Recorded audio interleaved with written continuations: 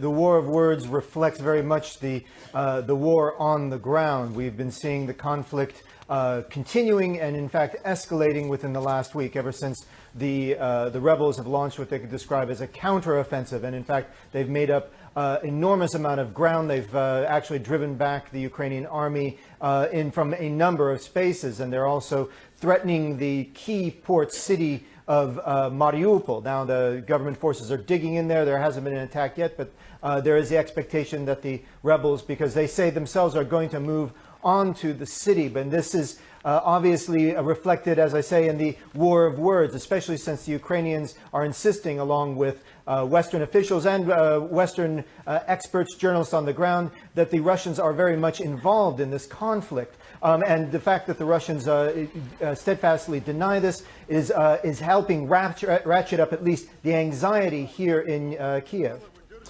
And we're just seeing one report, just talking about the movements on the ground. Just saw one report earlier, David, not sure if you saw it as well, from Reuters, that says that a Ukrainian military spokesman had said 15 members of its armed services have been killed in 24 hours. So clearly the rebels, the separatists, are gaining something of an upper hand at the moment. But this rhetoric that's coming out of Ukraine, calls by the defence minister of saying it's a great war. Is that a warning or is that a cry for help?